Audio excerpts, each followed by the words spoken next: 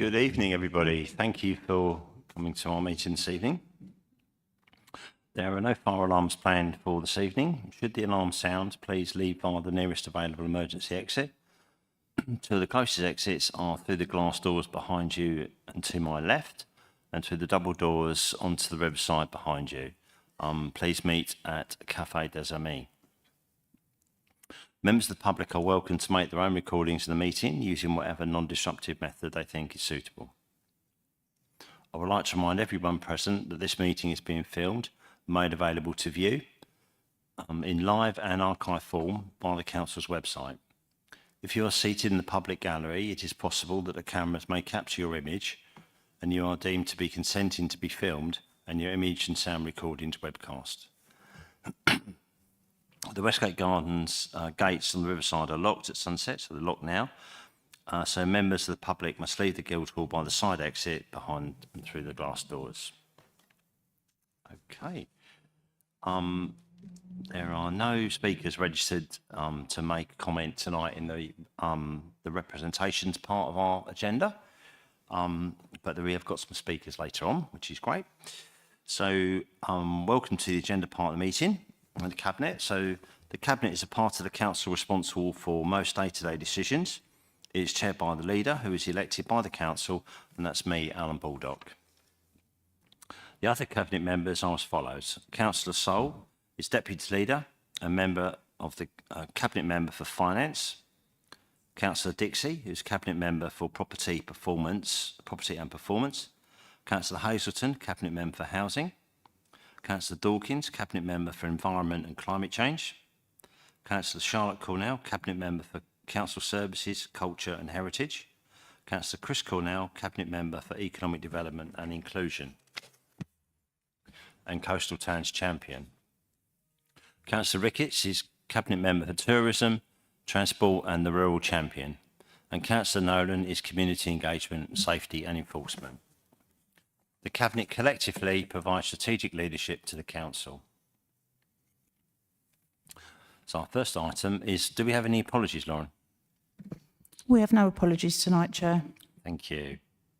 Do we have any declarations of interest? Has anyone declared those already, Lauren? We should note those. We've none in advance, Chair.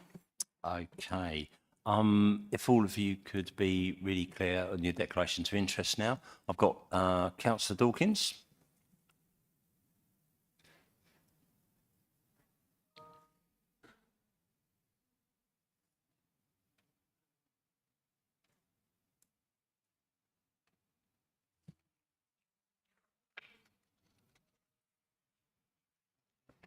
Hi.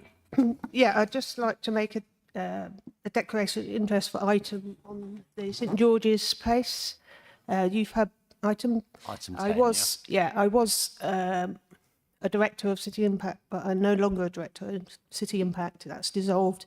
We'll be talking more about that in the item, and I've also been a little bit involved in the manifestation of that item. Thank you for that, for clarity. That's really good. Appreciate that. Councillor Charlotte Cornell. Budget discussions. Chris Cornell and I both, we own one beach hut.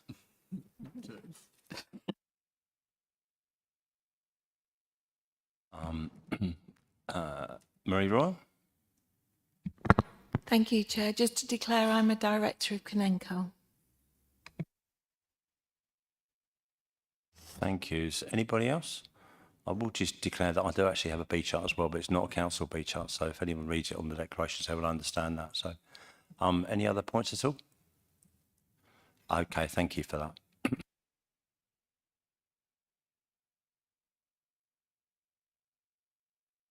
I think we've got declarations of members and officers there covered. So now any announcements from Cabinet members are really appreciated as well. Do you have any tonight? Okay, thank you for that. Public participation. We've got two speakers registered for agenda item 9, which we're going to move through the agenda subject to my colleagues' approval in a moment or two. So first of all, we're going to do item 5, which is to confirm the minutes of the previous meeting as a true record. Could somebody second that, please, before we go any further? Thank you, Councillor Hazelton. Are we all happy by general assent, or does anyone got any comments there? We okay with that? Thank you for that. So that's confirmed by general assent. References to committees. There's none tonight, Chair. Thank you, Lauren. Appreciated. So, with your permission, Cabinet, we'd like to move item 9 to be the first item that we deal with this evening. We've got speakers for that, and obviously it would be polite and appropriate, I think, to do that item first, and then we can have that conversations as necessary. Then we move through to the budget part, and then finally to the one on the youth hub. Are we happy with that agenda change? Thank you, Cabinet. It's appreciated. So, okay. So this is where I'm getting the right muddle with the paperwork as per normal, but no, I'm getting organised as well. So here we go. It's okay. Okay. So we're going to do item 9 now. So it's proposed changes to charges and conditions in council car parks and permission to consult. That's what we're going for tonight. And the first thing we're going to do on this particular item is to listen to our 2 public speakers. First, we've got Anthony Bullinger from Curzon Cinema. So thank you, Anthony. Thank you very much. Excuse me, I've got a bit of a cold. Yeah, my name is Anthony, and I'm the regional manager for Curzon Canterbury Westgate. Thank you for bringing the items forward. I appreciate it. Yeah, I just wanted to say that Curzon, as a company in Canterbury, relies heavily on the nighttime economy, along with many other businesses, I'm sure, in Canterbury. The proposed increase in car park prices will severely affect Curzon Canterbury Westgate's ability to operate. If the proposed increases go ahead, we are unsure if our business will be able to survive. Since the most recent parking restrictions have come in, our admits have dropped by 50%, and the revenue of the cinema has been hit quite severely. Last year, the cinema made quite a substantial loss. For the last 4 years since the pandemic, we have worked tirelessly to build the business back up. I'm sure the other businesses in town must also be feeling the effects of this. The cinema industry itself is still very much in recovery mode since the pandemic, with the writers' strike last year also affecting our ability to operate, and we feel that the parking price increases will set us back again. We are very much behind reducing the amount of cars in Canterbury, in the town itself, but not to the detriment of the local people. And there is a lack of public transport that runs as late as is needed for our guests to visit the cinema. And so they must use their cars if they wish to attend a screening, and penalising these guests for using their cars is unfair and untenable, and leads to the cinema missing out on much needed footfall and sales. We would like to see the concessionary rate extended in the Pound Lane car park so that it runs from 6 p.m. through to 7:30 a.m. rather than from 9 p.m. as it currently stands. If the car park prices continue to increase, we will be forced to review the viability of the Westgate Cinema. This is something that we never thought we would need to do, given the cinema's place in the hearts of the local people and its pride of place amongst the businesses of Canterbury. And I just wanted to close by saying that we have recently, last month, celebrated the 10th anniversary of the Westgate Cinema. And we hope that with the proper car park prices in place, that we can celebrate our 20th anniversary in another 10 years to come. Thank you for your time. Thank you, Anthony. That was appreciated and very clear. I appreciate that. We've got Claire Millett now, who's Westgate Community Trust, and it's Westgate Hall. For those listening online.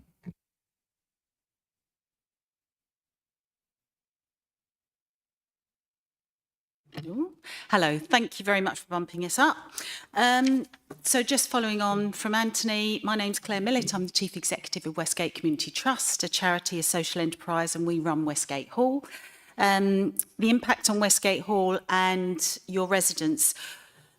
We are just out of the impact of COVID rebuilding and the ongoing recovery. Sustainability is the ambition for the city. Growth is essential, and as the Chancellor only said about 6 days ago, she pledged invest, invest, invest. You're killing businesses with uniform charges of parking. Over 6 months ago, I warned you that we would lose income. I was here, and I did say this, and business along with many other businesses in the city, and we have. We have a 99-year lease with the council, as you may know, on the building. We've been a sustainable venue for the past 10 years. We too are celebrating our 10th anniversary this year, which is great. Westgate Hall is the largest events venue and community space in the city. We have over 50 charities using our venue and accessing our space regularly. Over 150 community events during the year, 30,000 footfall. Majority of those are residents of Canterbury and its districts. We have our regular bookers cancelling events next year as they cannot sustain the charges for parking, and we cannot keep putting our fees up as they cannot afford both and will go out of the district or out of business. That business is then lost from the city. We've a potential loss of £40,000 in 2025 as a direct result of the parking charges. Where else can Canterbury City Council put on their staff conference? I mean, it's amazing. We've got one this Wednesday. You know, we're in amazing space, and we love the fact that the council use our venue too. So we're in the heart of the city. The impact, parking increases are having a negative impact on the city. As a team, we are exhausted by the constant criticism, having to explain to people why charges are grossly inflated. It's putting people off and they're going elsewhere. So this is what you could do. I thought I'd end on a positive. Dynamic parking systems. There is one in Edinburgh. Please look into it. Reduce the nighttime charge alongside, you know, the 6 till 9 p.m. Even if you could reduce it during those hours, it would really help. Free park and ride options. It happens in other cities. And apparently Ashford and Dover are considering that. More regular bus services. Create a sustainable plan for your city's future, our city's future. A call on the council to reconsider a further increase in parking charges and implement sustainable solutions. You will still ensure the council has income from parking. We're trying hard to bring in visitors, but why should we kill ourselves doing this? Thank you very much for listening. Thanks, Claire. Okay, appreciate that as well. Okay, are we happy with that? Okay, thank you. Let me move on to the next bit of the agenda then. Thank you.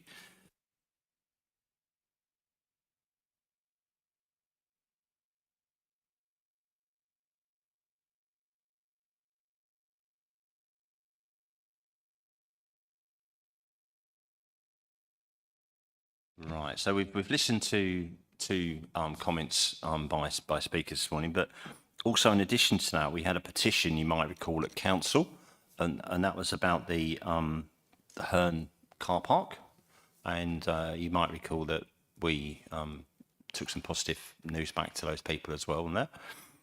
So I think we need to be really clear that that's part of this document that we're going to be looking at tonight.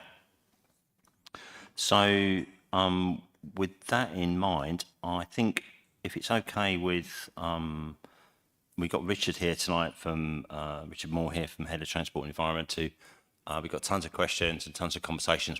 And if Richard's happy to pick those up as we go along, maybe you'd like to introduce, sorry, yeah. So Alex is going to introduce the item and then we'll pick up from there on. Are we happy with that? Okay, go for it, Alex. Thank you, Your Leadership. And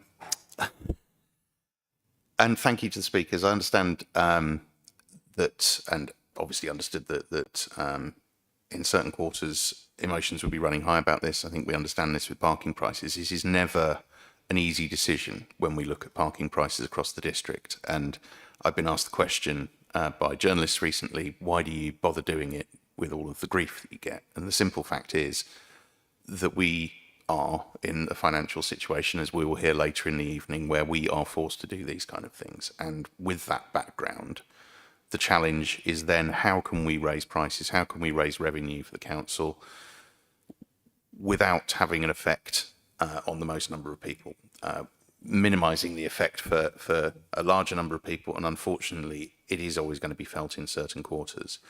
I think that the proposals that have been put forward tonight, that you'll hear in more detail from Richard in a minute, are an excellent answer to that question, but not everybody will be happy with it. We introduced the banding system with the idea that we would have more flexibility with how we do prices. And I think you'll see from the notes in the report that there is some evidence that it's worked, that people are changing their behaviour on the back of this pricing. They are moving from the more expensive car parks to the cheaper car parks.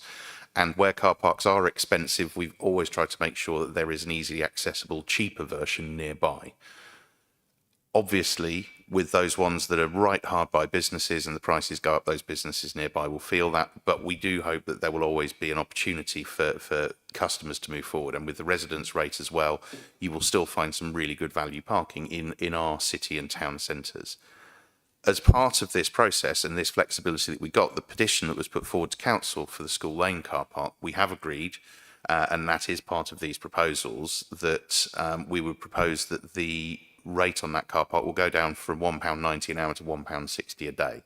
And as you'll see in the figures in the report, that has quite skewed the usage figures for the Herne Bay area in terms of the number of people that were using that car park.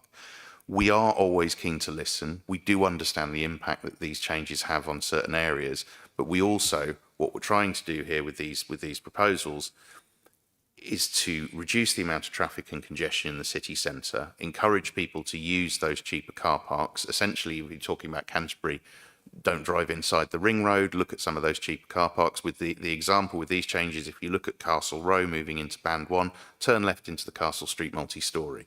There's a big difference between which one you choose there. And that's the message. We want residents to use those cheaper car parks because the aim here is to reduce congestion.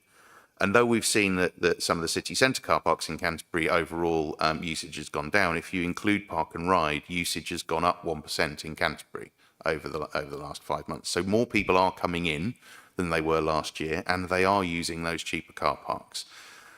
It is the beginning of a process. It is something that will take some time, and to the point that one of the speakers made earlier on, we absolutely do need more ways for people to come into the city, more late night buses. We're looking at, in the short term, some measures that are in here, which are actually going to be happening this year in terms of free parking around events, around Christmas light switch-ons and the like.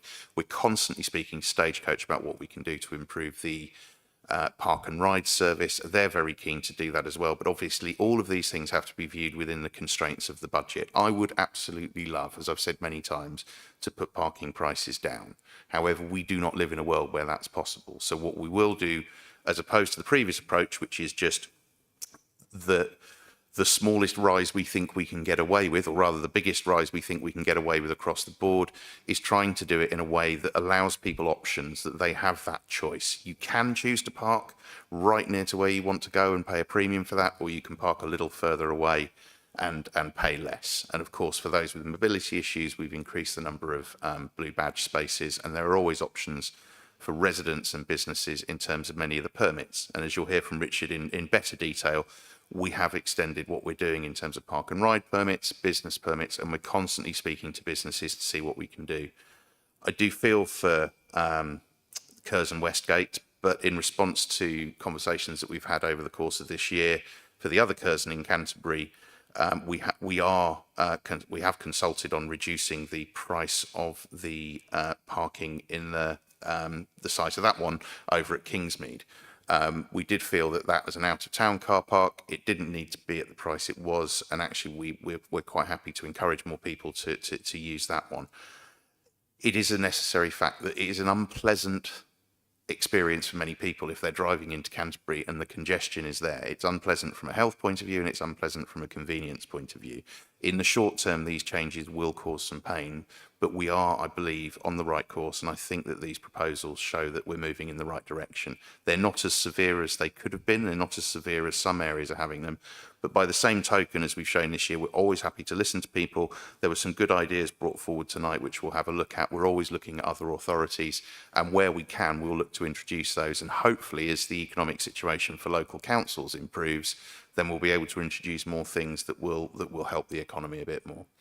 So not good news necessarily, but I think that given where we are, and as you'll hear from Richard in a bit more detail, we've got a really good set of proposals here based on the principles that we set out last year, expanding that and working on those to try and mitigate the impact of these charges on as many people as possible. So thank you. Thanks, Alex. That's appreciated. Obviously, all of us have a chance to take some comments in a minute.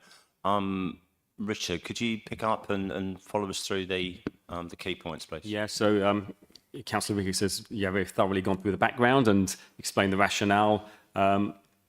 Big changes last year, and I think there's a bit of a risk last year in what we were doing, trying to standardise all our car parks across the district into bands. Alex has spoken about School Lane that didn't work out as we'd hoped, and we're proposing to address that this year. But on the whole, all the other car parks have pretty much turned out as we thought. We knew there would be a reduction in usage in some of the Band 1 car parks, and we hoped that would be taken up on some of the Band 3 car parks and also Park and Ride, and that's what's happened. In overall terms, parking has gone up, and that's the key thing, particularly in Canterbury. If we'd have done all these things and less people had come into the city, then we'd say, yeah, actually, we need to change it radically. But that hasn't happened. So this year's proposals are in the same vein. I'll briefly run through them. So proposal 1A is looking at the Band 1, the most popular car parks, those that most of them have congestion at certain times. So again, to try and encourage less people to use them and to either travel more sustainably or to use some of the other car parks, we're looking at a 10p increase, so less than 3% increase on the hourly rate. Off-street parking permits, we are across the board suggesting an increase of approximately 3%. Then there's in the Band 2 car parks, so these are those just less popular than those really Band 1 high use car parks. On the whole, we're suggesting no increases at all, but there are 3 car parks that we're proposing changes to. So North Lane, it's a small car park just outside the Guildhall here, very busy. We think we can encourage people to travel a little bit further, walk a little bit further and use Station Road West, which is much, much cheaper. And Castle Road car park, again, you travel, walk even less distance to the Castle Street multi-storey, where you can get a huge discount on your hourly rate. We've looked at Riverside car park and to improve the sort of retail environment there. We are suggesting a decrease from Band 2 to Band 3. So that's one of the proposals.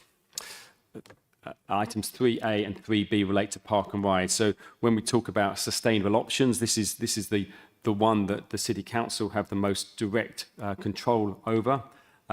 So looking at an annual Park and Ride permit for £50 a month.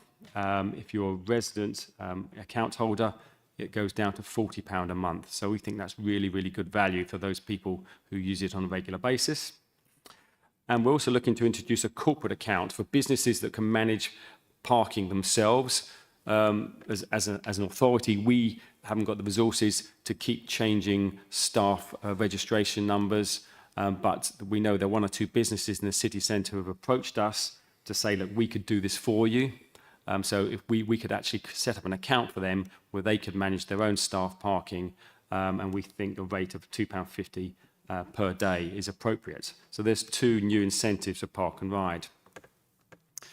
Last year, we introduced the residents discount, the residents rate.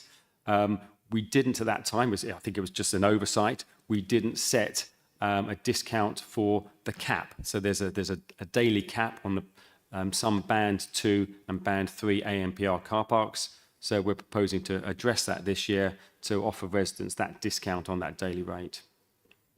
School Lane we've discussed, and number 6 is an operational matter.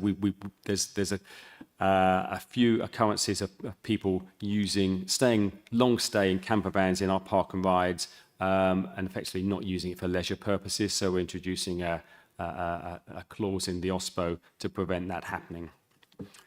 The other items don't need consultation, so you'll see in the resolution that we're only asking for permission to consult on items 1 to 6.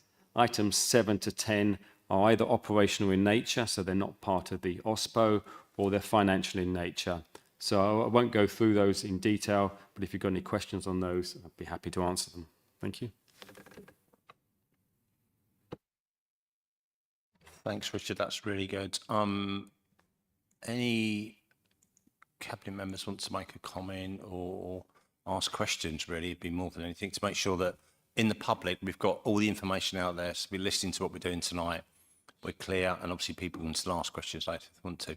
I've got Connie, Mel, and then back to Mike. Okay, so Connie, Mel, and then Mike.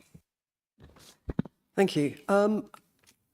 I use the Curzon. I think it's an excellent facility, but one of the things that and the car park Westgate is expensive, but St Radigan's is just down the road, which is a less expensive car park. And I wonder if perhaps one of the things that we could do is, I've had a quick look on Google search, which is always a bit difficult on your phone, isn't it? And it shows you where the car parks are, but it doesn't tell you the cheapest ones. So I wonder if we could actually have a look at that. Smiles now. Has this been raised before? Okay. And I just thought to myself that it's important to guide people. But as I say, yes, St Radigan's is far cheaper than Pound Lane. It's just a thought. The reason we smile, Councillor Vickers and myself have been speaking about the website and making it as user-friendly as possible for quite some time. It's not right. I agree. It's accurate, but it's not as user-friendly as it can be. What we want is a landing page. So as soon as you go on there, you see the car parks in order of cost and band. At the moment, you have to actually click on a car park to see the tariff, but it doesn't show you immediately the comparable tariffs. So we need to address that. If I could add to that, that is a digital issue rather than a transport issue, and I will be discussing with the cabinet member responsible for website and digital issues, which is me. Have a frank discussion with myself about that. We've got a few measures that are coming through this year, as you'll know, in terms of improving the access to our web services. It's something that's been, I think, neglected and perhaps underfunded for many years, and that is one of the big areas of usability. And Richard regularly beats me up about that whenever we talk about it. I think that's something that we really want to do as we introduce some website improvements. There is some stuff in the pipeline. It's just not something, and again, as you'll hear from our colleague for finance in a bit, the financial situation constrains that, but absolutely. And I think we really, really, really want people to know where they are. I think we've shown from this that local knowledge is starting to pay off for a lot of people. We want that to increase, and we want that to improve. And you're absolutely right, we need to do better in terms of the way that people are directed on the web, and some physical signage as well. But all of these things cost money, unfortunately. Thanks, Alex. We'll be looking forward to the update very shortly on that. So just to let you know. Mel. Okay, thank you for the reports. I'm just going to pick up on this, what the speakers have been saying, because specifically that was about Pound Lane and the Unite economy. And I think that, I mean, obviously it's going to consultation, that bit, isn't it? Yeah. So we'll sit back and see what comes back. So, but I would really recommend as a cabinet that we do really consider looking at that. I mean, just looking at the fireworks. Yeah. Looking at the Riverside car park from 2 to 3, you said that was to try and encourage more shopping, but I don't think there are any shops down there. It's all eateries or bars, and if you go down there, you might possibly be drinking, so you probably wouldn't take your car anyway. And it is night economy. I know that the Riverside, so, you know, we could, if we wanted to find some income, that would be something to look at, to do something about the Pound Lane. But you know what I was going to say. So, yeah, I know at Riverside they have, when you walk in, if you go to the cinema, you've got an iPad and you get 5. So I don't know if that's something that could be considered for the Curzon. When it comes to the Westgate Community Trust Hall, I know exactly what Claire was talking about there. And I don't know if something similar there could be done. But, I mean, this isn't about parking now. This is about the business and the night economy, and we've got to tease the two apart. And we need to, I think we, as a cabinet, we will need to look at that. But obviously, we will go to consultation and see what comes back. But there might be a little bit of jigging around with that Riverside car park, possibly. to get the money back. Thanks, Mel. Yeah, do you want to the turn up? parking, what's it called, parking validation that they do at Riverside that Curzon does there, that's obviously a revenue share with the businesses. Always happy to listen to businesses that want to do that. And that's obviously something that we've done there. The issue obviously at Riverside is to encourage people to use those businesses there, not so much shopping. The problem with Pound Lane is that it is the most difficult car park to get to. It's the most congested area, particularly as there's only one way in and out, and there's been a lot of building works. And part of the issue, I think, with the number of journeys, number of parking acts falling there hasn't so much been the pricing as the fact that people just think it's closed. It's a difficult one, and the reason that is in Band 1 is not to do with the economy or squeezing money out necessarily. That is an environmental concern. It is one of the most polluted areas, and we want people to use, as Councillor Nolan said, we want people to use St Radigan's rather than Pound Lane. And for those that can't make the walk from St Radigan's to Pound Lane, then obviously there are blue badge bays there, and there are other things that can be available. As part of the consultation process, there were some great ideas that came out tonight, and we are happy to listen to those. And there are always things that we would look at as we come through to the end of the consultation process, that if we can make them work financially to help those businesses, then that's definitely something we would consider. I think there were some good ideas mentioned tonight. I'm sure we'll get many more in the consultation as well. There are examples elsewhere. And what was done previously is that the blanket price of the car park was put down on the basis of this will help businesses. We've had these all over the district. So you end up with these different charges everywhere. Nobody quite knows what's going on, and the whole thing's a bit of a mess. What we would like to do is take a much more intelligent approach, which we have done, which is where we speak to businesses and we can target what we do. So if it's business specific, we can do that parking validation. We can look at some certain times and events where we do things. So it's targeted and it's specific rather than blanket. But if we were to remove Pound Lane from Band 1, that would then become an extremely popular car park and go against the point that we're trying to achieve of reducing congestion in the most congested areas. Is it okay to come back, Chair? Alan? Very quickly, Mel, please. Yeah, it was. I wasn't considering moving it from Band 1. I was just talking about. I was very specific about the night economy. That the fact those two businesses right there that people want to access, and doing something possibly with the dynamic, doing something with the times, so it's just specifically night economy on the business, not moving any bands or anything like that. But talk about when the consultation's over.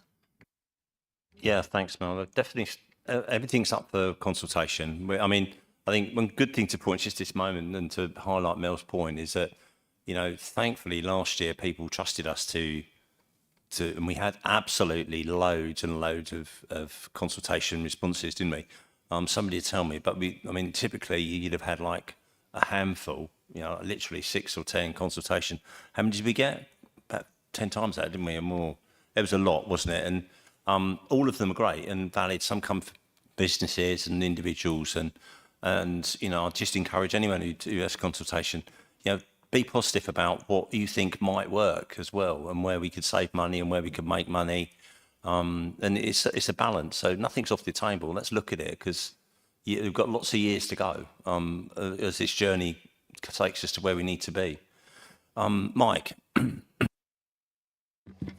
Thank you, Alan. And what I take from this report really is that our car parking income has increased and car parking usage is also up. So that's a really positive thing. And not everybody thought that was going to happen, perhaps, when we set out this policy last year. I'm particularly pleased that Park and Ride has increased. And when we reopened the Surrey Park and Ride, we're seeing now that was the right thing to do. We're certainly seeing increases in that. And we need a decent Park and Ride service as people move more away from the city centre car parks and hopefully get on the bus. The new initiatives in this to do with the corporate passes and the annual pass on Park and Ride, I think, are excellent ideas. And I look forward to seeing more people using the buses because of that. Now, maintaining our income whilst changing people's habits is our key objective. And whilst the previous administration perhaps had the aim of moving people out of city centre car parks and to those further outside by pricing, it never really happened in significant numbers. Now, we're doing this now in a way that will make sure that happens, and it needs to happen. Our draft local plan is very much bus focused, and if we want to get people on buses, we've got to get them out of city centre car parks. If they want to pay to park in the city centre, well, there is the option there, and there will be the option. But the main thing from this is that we need a sustainable transport solution for this city, and this is a key part of that. So I'm very supportive of the proposals we got here, and I think there's some excellent ideas. Thanks, Mike. I've got Charlotte, please. Thank you very much, Chair. I'm very supportive of the proposals that are made here, particularly the corporate account in our park and rides. I think that's an excellent innovation. I wonder if perhaps for our very, very biggest employers that might have 40 or 50 plus employees, we might even consider reducing that further as an extra incentive for, it supports growing and bigger businesses. Usage, I know, is up 1.6% in Whitstable overall parking acts, and that's fantastic. It actually against a lot of the narrative we have that the parking charges are keeping people away. It just would be really useful for our communications if we could have that as a real figure, just shared with us as well as a percentage, as we'll use that in our internal comms to combat that myth that higher parking charges have kept acts of parking out of the town, which is obviously not true. I echo Alex's concern about the particulate pollution in Pound Lane, especially on key crunch exit times. And I know that you are giving thought, or we've had this discussion before, about some redesign of the sort of flow in that space so that the environmental impacts can be mitigated. I also note that there's, we're not consulting on it, but £10,000 allocated for events, allocation and parking discount. So whilst we haven't spelt out in this how that will be allocated or what the process is for taking that allocation, I do mirror some of Mel's concern and wonder if we could consider if some of that £10,000 spend could be used for validating parking, especially, I mirror the concerns of the Westgate Hall. The use by 50 charities is impressive.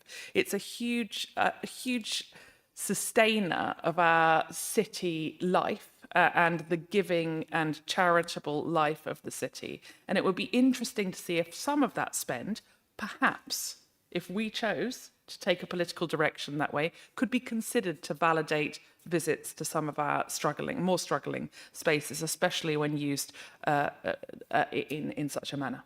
Thank you.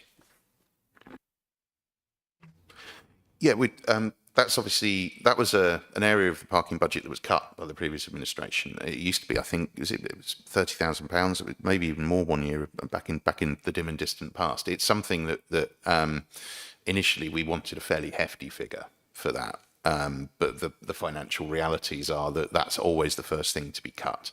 And I've worked in marketing my whole life, and the first thing when a business looks at cutting is the marketing budget. Not my whole life. I didn't work in marketing when I was at school, but but I think the point would be, yes, that's what that's there for. What we're looking at doing at the moment is probably more larger set piece events around Christmas and encouraging those kind of things. But it's also there to do smaller things, and we've done certain things. I think in Herne Bay, supporting charities there. It's something we really want to talk to people about doing, how we can help people. And particularly, I know with the Westgate Hall, it's not necessarily just people visiting, but it's also the people setting up and parking there for when they have to drive in and they have to do stuff. We're always there to try and help with that kind of thing. We're always there to help with events and use parking where we can, where it's in that budget. But what we want to do is make sure that that is accounted for, that's costed, and that it's very, very clear to the public that when we do these things and we help people out with events, that it is tallied, it is costed, it does come as part of the budget, whereas in the past it used to be a bit of a case of going, oh, you can park there, don't worry about it, we'll waive it. It never really showed up. That's not the way we want to run things. We want it to be open and honest, and then actually we can see what the economic effect of it is. And if it is significantly effective, then we can say, actually, that's something that we're prepared to take the financial hit on, because that's something that grows the economic life of the district elsewhere. So yes, hopefully people will feed into the consultation. As I said, there's already been some great ideas tonight. and we're always there to listen.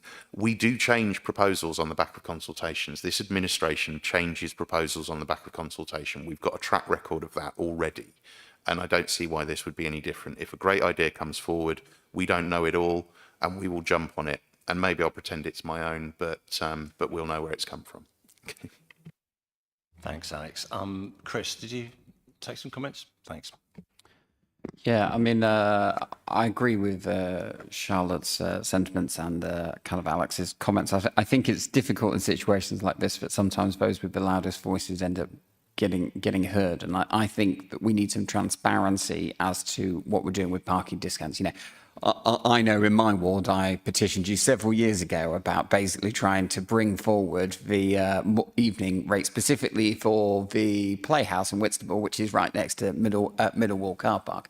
And to be honest, I think my eyes popped out of my head when effectively it, you know, a little half an hour change here if you operate it consistently across the district, which I think is important for us to have as a general principle, for effectively how quickly the figures kind of like rack up. So I think that a business by business specific process is by far the more kind of like consistent. And I think that we just need to be clearer in that and when we are actively kind of discounting, because the other issue is you then assume that hospitality industries, which are directly linked to car parks, are the only places that benefit from it. And, you know, the truth is there's also pubs and things which are kind of like nearby and affected. But I take from this kind of like picking up on Mike's point that actually there is evidence here that behavioural change can occur. You know, there's one car park in my ward which is up almost 20% than effectively what it was, and it's a good example of people now knowing where cheaper car parks are. I think my kind of plea thus would be, whilst marketing might be the first thing to cut, I still don't think we're there with the messaging yet, and I'd like to see it on a range of things, including trying to increase the number of people who are registered for residence rates, because fundamentally this whole process was about giving us options. And the more people that we have linked on that residence rate, the more levers we have to pull in a couple of years' time, by which we might say, actually, we want to, you know, reduce the cap for residents further. We want to add additional exercises. You know, I think it's great that we've got, is it 3,500 or so, no, almost 4,000 or so signed up. But I think that we should be ambitious in trying to push that up, just to give us as many options as possible.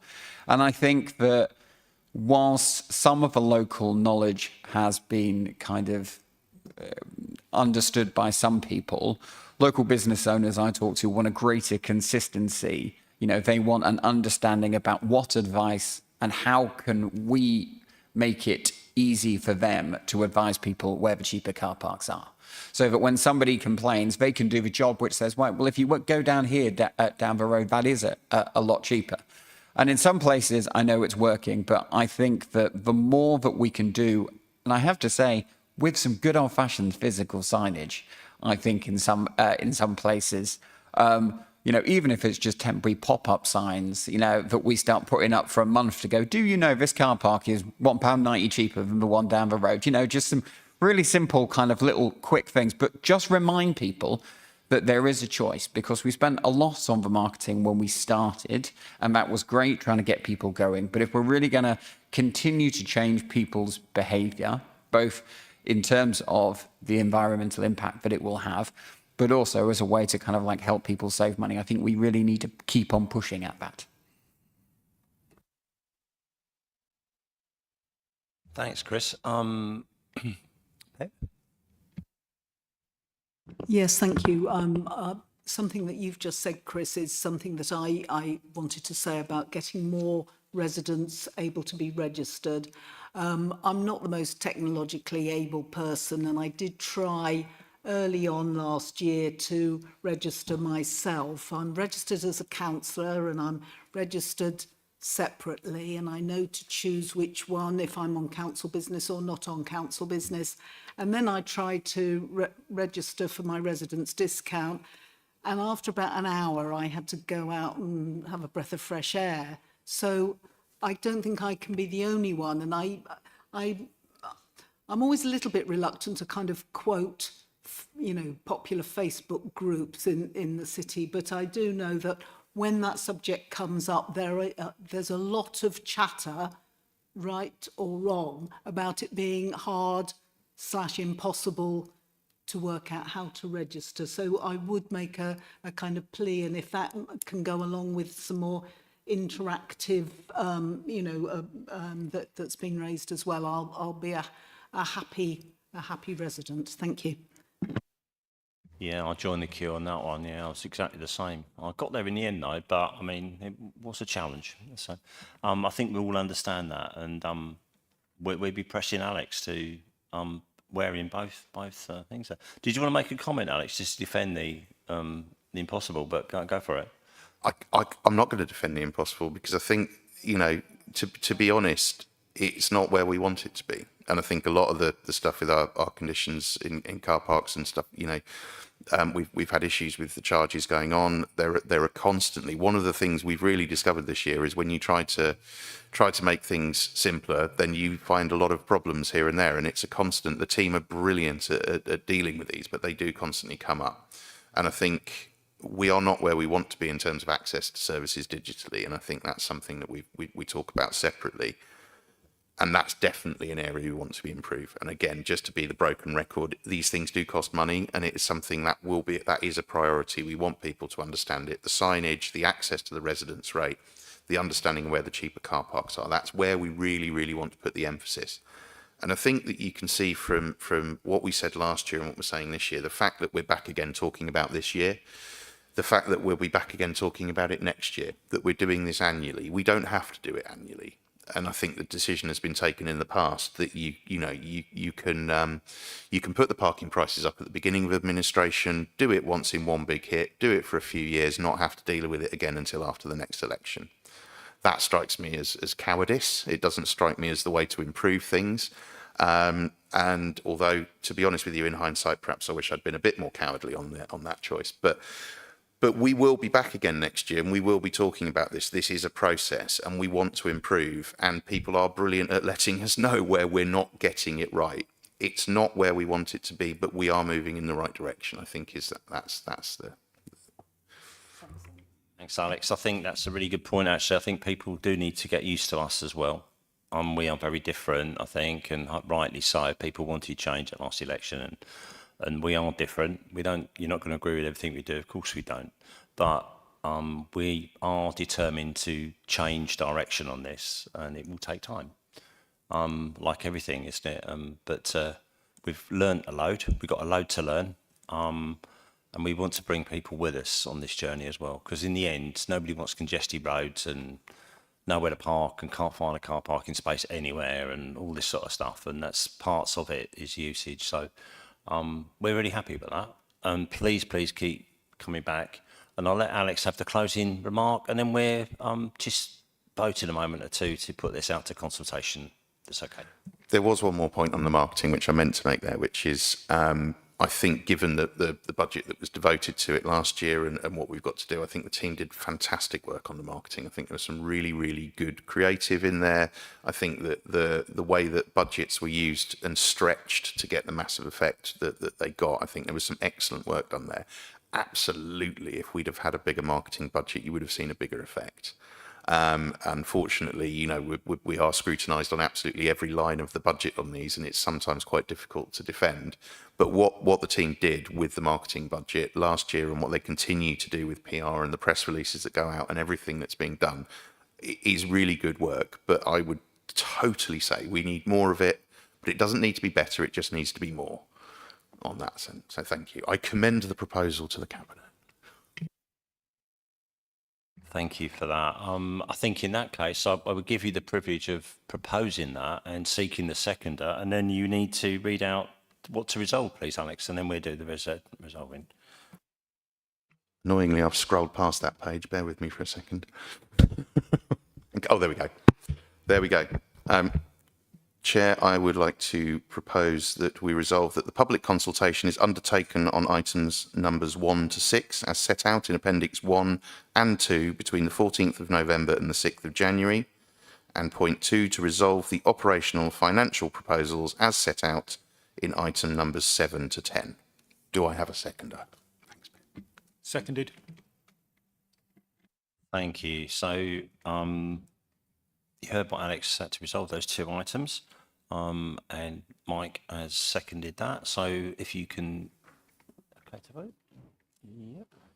Okay. So we vote now, and to vote for is to put this out to consultation.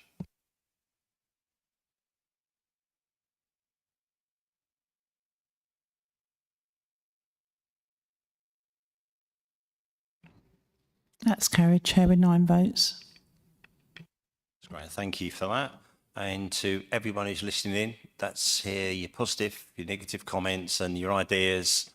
And we welcome them and we look forward to getting them out of the consultation.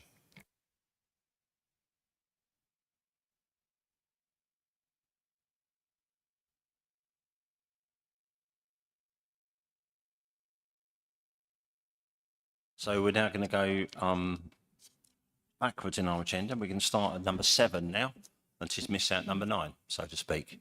So work our way through. So this is the item on the draft general fund revenue and capital budgets 25-26 and financial outlook. We're seeking approval to consult again on this budget, and hopefully we get loads of comments as well. So we've got Tricia Marshall here, and we've got Nikki Mills to answer any questions that might be coming up over it. And I'm going to ask Councillor Mike Soul, our Cabinet Member for Finance, to introduce the item, and obviously then we can open it up to the rest of us. Just any comments and thoughts? Thank you very much. Thank you, Chair. This budget here sets out before you the administration's plans for the finances for the Council in 2025-26. And tonight we're seeking to resolve our financial strategy and to consult on the significant proposals set out in the budget papers before you. All councils are experiencing huge financial pressures, and cost increases continue to outstrip increases in income sources. And although the headline rate of inflation has fallen, the Council continues to experience inflation pressures. Our contractors are experiencing similar financial pressures and will seek to offset these against the Council.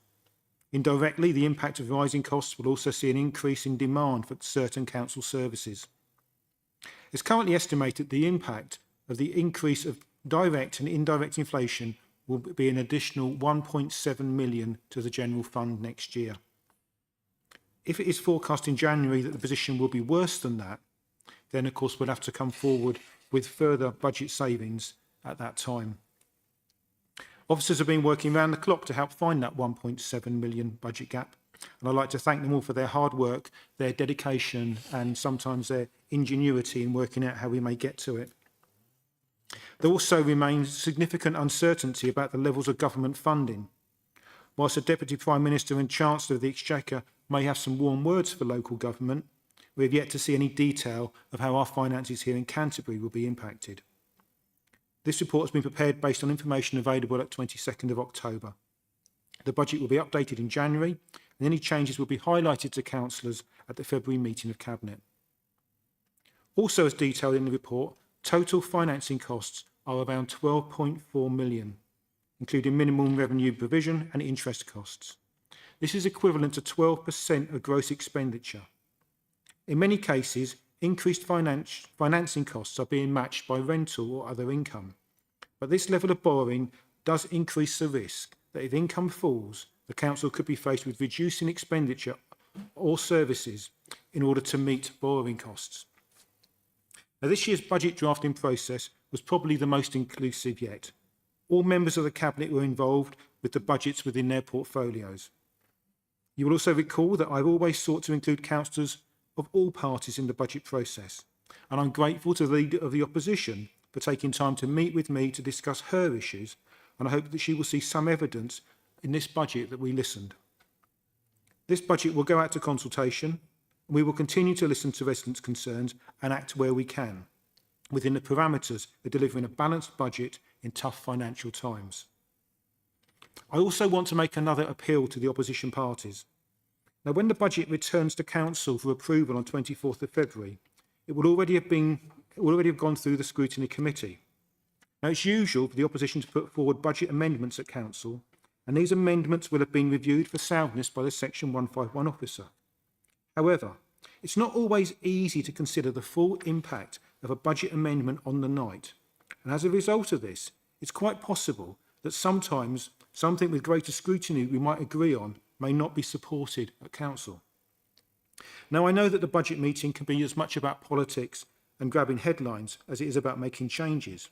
But in the same way that I continue to have an open door policy when it comes to ideas, I'm going to write to the leaders of the Green and Conservatives group and suggest that they consider sharing details of any budget amendments with me a few days in advance of the 24th of February.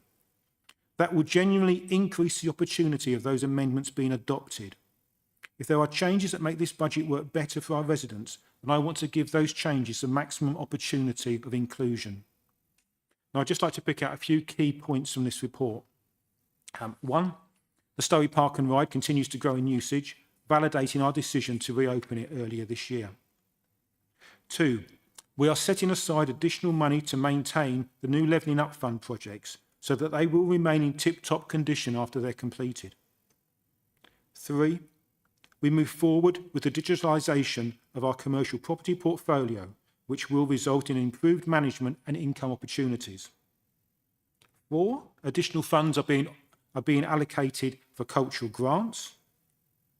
And 5, as set out on the table on page 27, we still have additional savings of around 134,000 to find before this budget is finalised.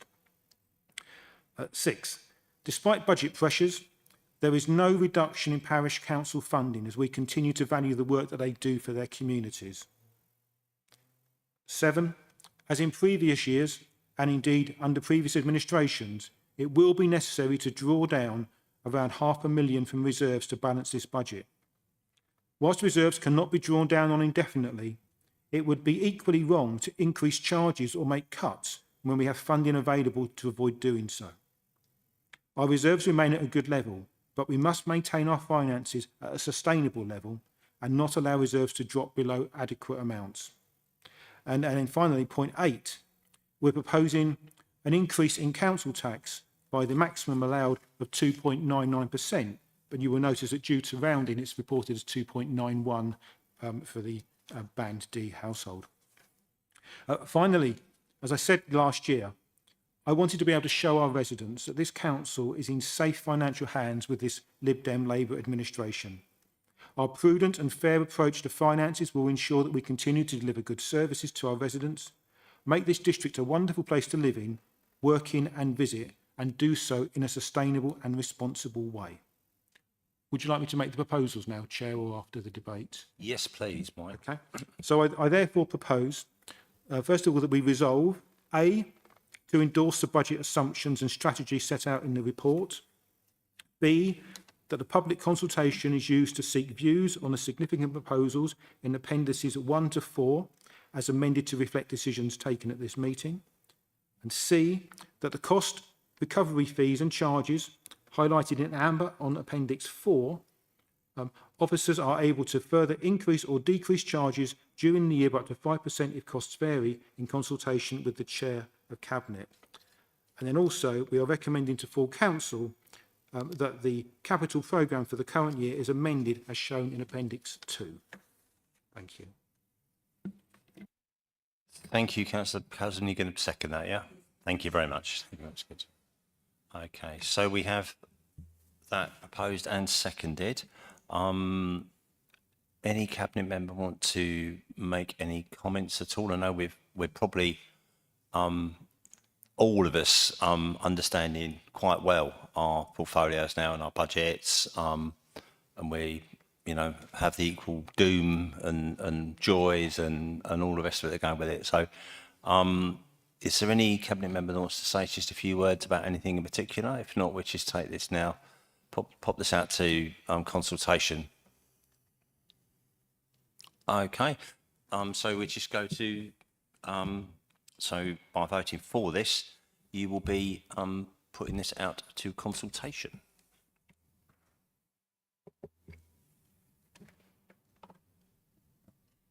That's carried unanimously with 9 votes, Chair.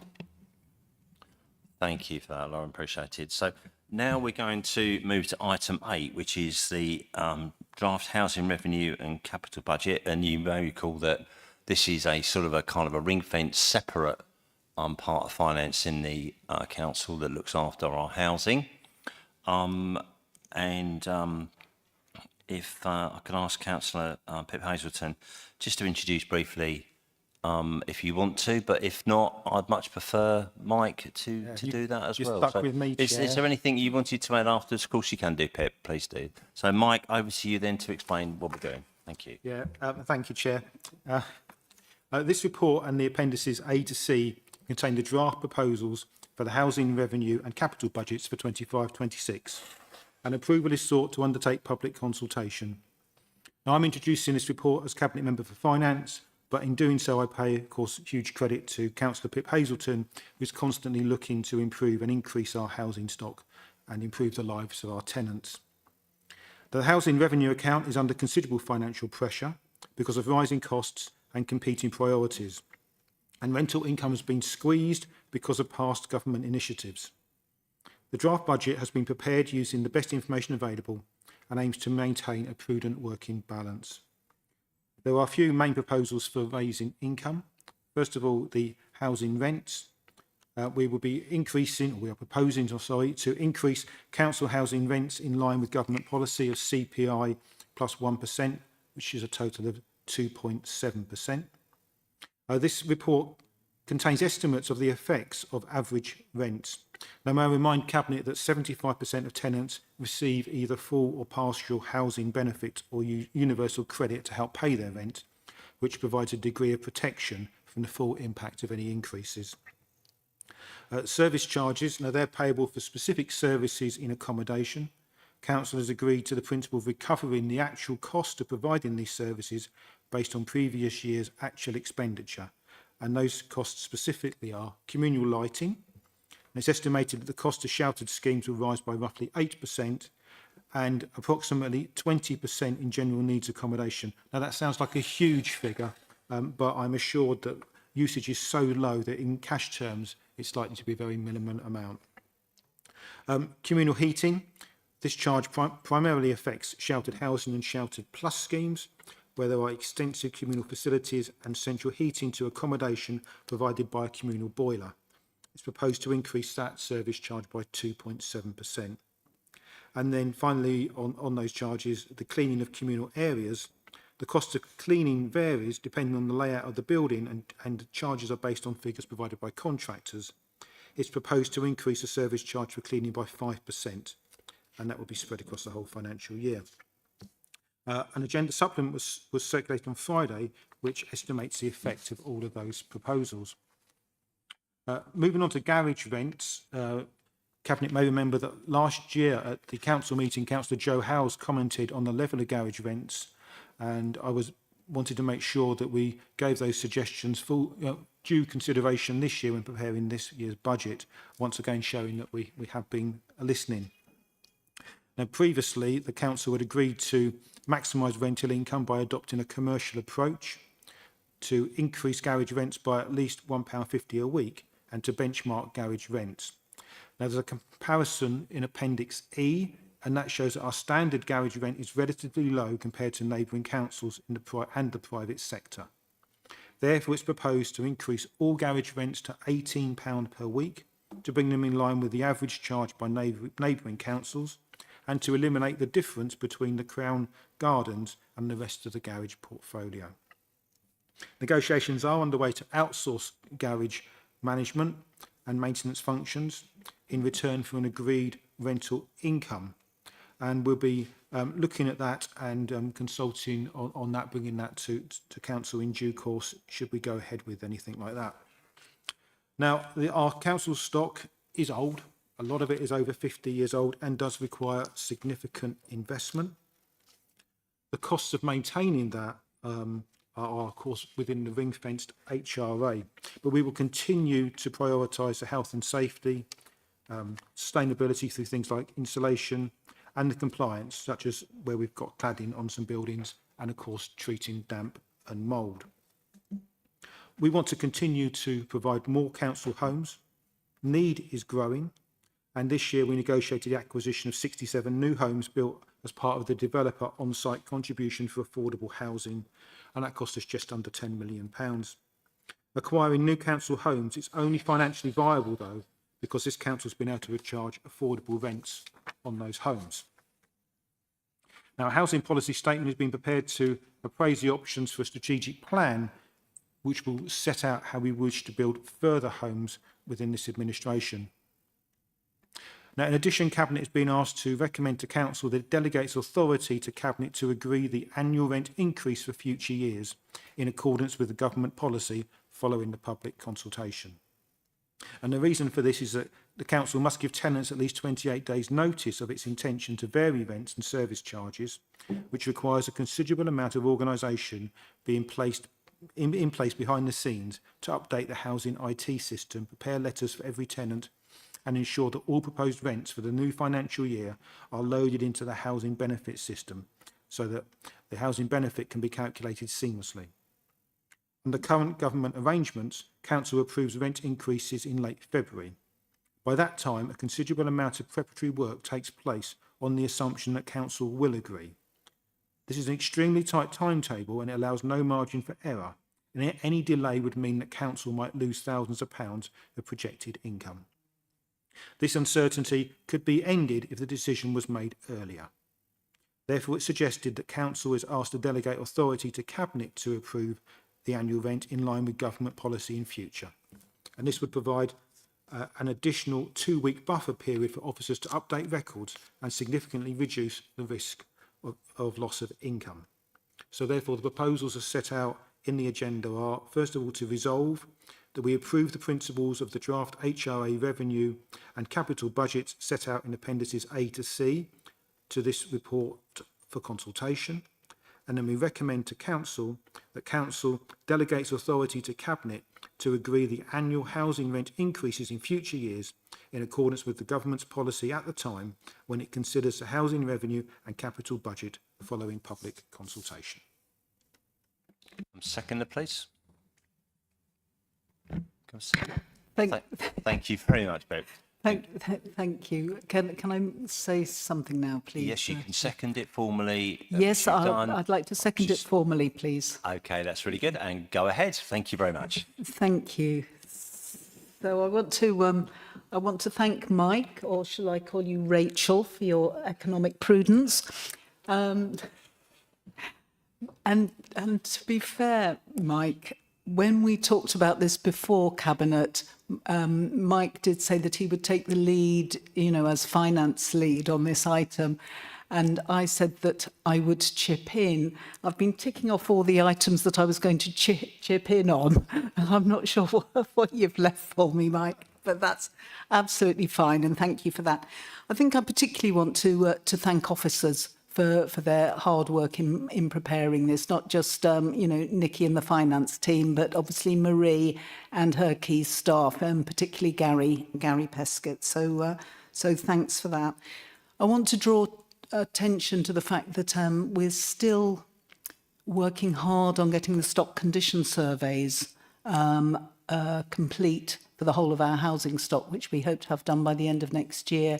And we'll be in a much better position then to be able to do full costing and for all the retrofitting and repairs that are necessary. But by increasing staff and using staff to primarily, I think, to drive down costs, we're looking to make the budget more stable and to also increase our reserves so it's not as fragile as it was when we came in to the administration kind of 18 months, 20 months ago. Particularly promoting sustainability, to me that's really important. We want to help tenants get off on the right foot so that they don't get into a pickle over being able to pay their rent. And that obviously is hugely important for us in terms of our revenue, that we maximise our rent, and that also makes things more efficient and can drive forward, the improvements that we want to see. So I think that's all I really want to say, seeing as Mike's ticked off all the other issues. Thank you. Yeah, thank you. Thanks for that. But thank you both of you for that, and thank you for the team. Anyone want to make any comments on that? Okay, I've got Connie. Thank you, Chair. I know Mike has covered it, but I wanted to just say how delighted I am that on page 107, and I very much welcome the fact that the team worked really hard. Pip gave tribute to the team, and that's really important, that 67 new homes have been purchased from the developer, and I think that should be sort of shouted out from the rooftops, really, because I know that some people say it's a drop in the ocean, but it's 67 new homes that we didn't have before, and I think it's really important to crow about that and to say this is what a Labour-led administration does, and with a Labour government, I'm thinking particularly about Angela Rayner, but she is very much driving forward the agenda to make sure that people have homes to live in, and I think that is really worth emphasising. Thank you. Thanks, Connie. Yeah. So I think at this point, I'll take, if nobody else says anything, I think we just take a vote to put this out for consultation. Again, I hope very much that we will have lots of feedback. We are going to consultation, aren't we? Yep. Yeah, we are. That's right. I just having to make it out in my mind. No, that's fine. So thank you for that. So voting for is to vote for consultation on this particular item. Thank you.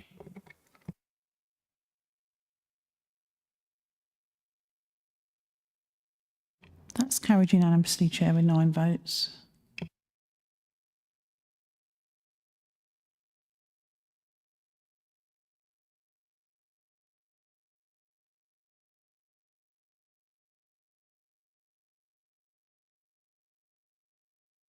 So part B of item 9, I should just bring to your attention, there's no public participation and the items to be covered have already been covered by the overview committee. Sorry? Item 10, yeah. That's right.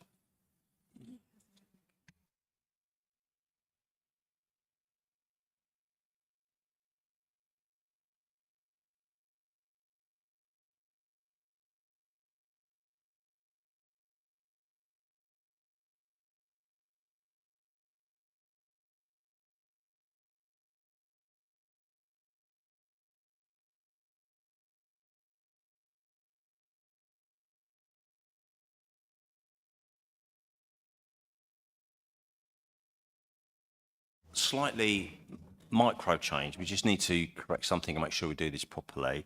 I think we assume we've done it before, but we're going to resolve that the public consultation, which we've done, that was point 1. We need to vote separately for point 2, which is to resolve the operational and financial proposals set out in item 7 till 10. Okay, so we just need to vote one more time. Is that all right? No, is that wrong? So we're recommending This one to resolve. so Yeah. number 8. 8. Well, 8. Yep. Okay. Recommending Sorry. Yeah. to council. Okay. Sorry. Beg your pardon. Let's start again. Okay. So the resolution, I'm sort of half right, but I read the wrong bit out. So that's fine. So you might reckon that we discussed really early in this bit about delegating some responsibilities to cabinet. You remember that bit? So we need to vote on that bit separately. So it's to recommend to council that the council delegates the authority to cabinet to agree the annual council housing rent increase in future years in accordance with the government's policy at the time, when it is considered the housing revenue and capital budget following public consultation. So I'm seeking a seconder for that, please. Thank you, Mike. And then when we vote on that, that's the second bit we're going to vote on, okay?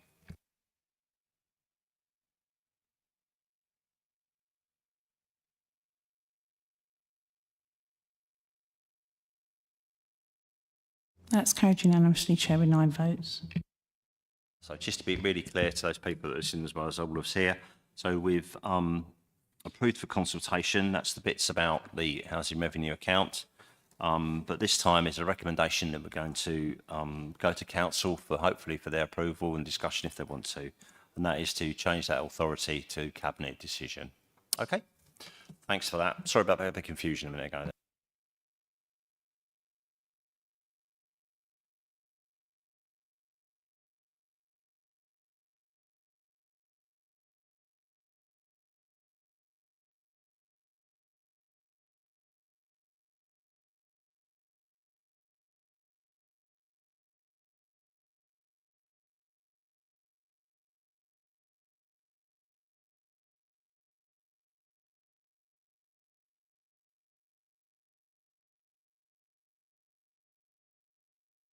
Yeah, I was just a bit confused there for a moment, which is not too surprising for me, really.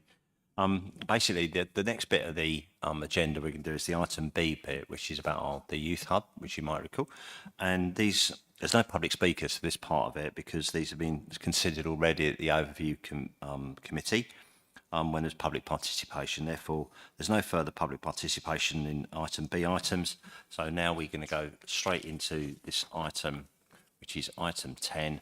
That's the siting of the youth hub and land adjacent to 41 St George's Street.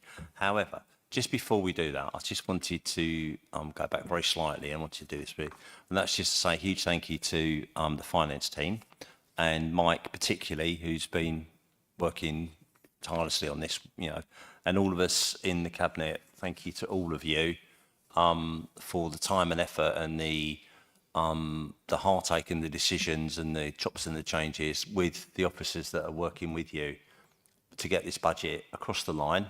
It's been hard with basically no increase in budget. We're not going to know any local government decisions for a positive or negative effect until probably the middle of December, maybe later, but they're hoping to get the middle of December to give us a little bit of time. So we will know what the effect is then. It may make things better. It may, we hope it won't make things any worse. So thank you to all of you. Thank you to the team. And, we look forward to getting some consultation back on these items, seeing where we go, and look forward to getting this budget across the line for having a proper stable financial outlook for this council going forward as well. So thank you to all of you. So to recap now, item 10, potential siting of the youth hub on land adjacent to 41 St George's Street. This item is going to be introduced by Councillor Michael Dixie. Bill Hicks is here as Service Director to answer questions. And I also asked Mike if you could propose the item at the end of your introduction, seek a seconder, and then we go to debate on the item if that's okay. Thank you. Thank you, Alan. It'll be a very brief introduction. I propose that we resolve that the principles of a temporary consent for the proposed site next to Wilco's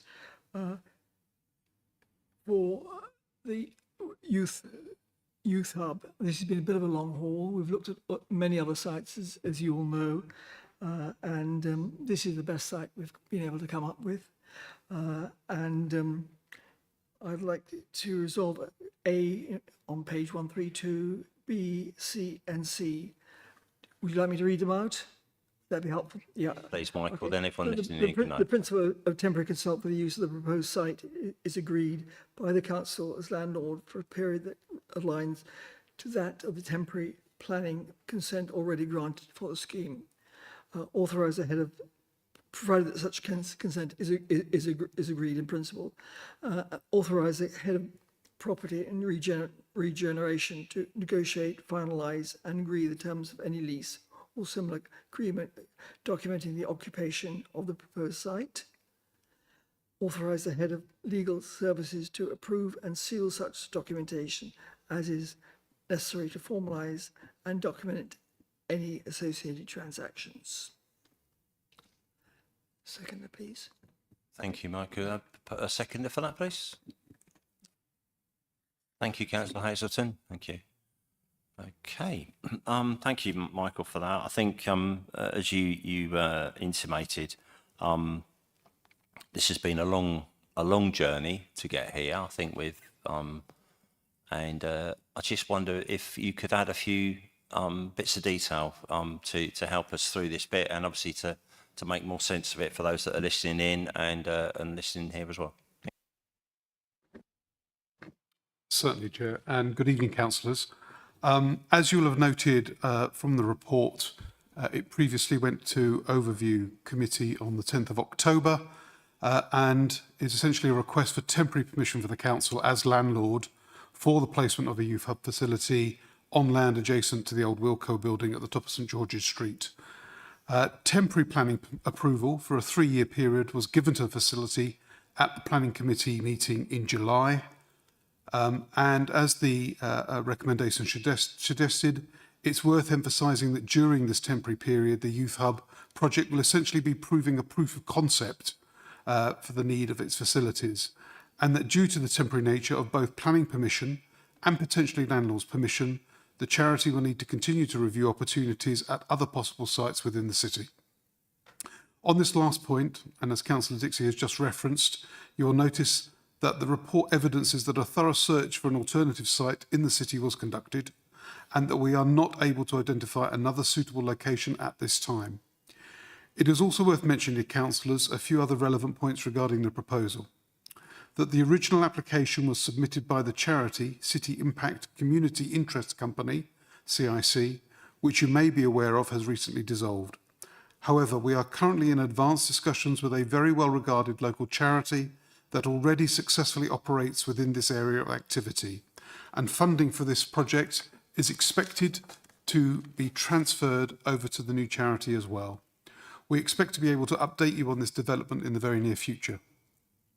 Whilst the commercial rent proposed is outlined in the report, it is anticipated that the charity will apply for a rent concession. This will be based on the existing council process, which is both objective and transparent. And finally, although we are seeking permission as landlord for siting of the youth hub in this location, we should be clear that there are still a number of commercial property issues that will need to be resolved before this can be fully concluded. Thank you, Chair. Thanks, Bill. That's a good, straightforward summary, I think. So we're a long way down the path. It's been a long journey. We really hope that it does get over the line. I'm sure Michael will be delighted to come back and update us as things evolve as Cabinet. Does anybody else want to add a few bits? So I've got Pip. Okay. Thank you, Chair. So my children are now nudging 40, and when they were schoolies coming in by bus to Canterbury to schools, they used to have to hang around the bus station with nothing to do, nowhere to go. I wouldn't give them money for chips in McDonald's. They used to hang around Wilco's, which was still operating obviously in those days, and it was pretty bleak. My son's first foray into political activity was staging a protest and approaching the Gazette when the kids were banned from the bus station when it was pouring down with rain, saying that not all kids were bad kids and blah, blah, blah. I was very proud of him. My point is that this has been going on for decades. This after-school couple of hours when kids are flocking into the city centre right by the bus station with nothing to do and nowhere to go has been going on for ages. And I'm really pleased to see people who've been, pushing hard on this. And I'd like to publicly say thank you to Councillor Dawkins for work that she's taken on. I don't think it's been easy, it's not been popular, and there's been no ideal location, and I'm really supportive of it. And I understand the reservations, I understand the temporary nature of it, and the fact that as a council we'll want to keep close eye on how it goes, but I feel really positive about it, and I'm so pleased to be able to support it tonight. Thank you. Okay, any other comments? Okay, thank you for that. So, in a moment, we need to resolve. So it's our decision now to what we've Michael read it earlier. It's the principles to temporary consent and to authorise the head of property and regeneration to negotiate and sort things out, finalise it all, and authorise the head of legal services to do the legal bits as well. So that was A, B, and C in micro summary. So when you vote, you will be voting to allow those to happen. So.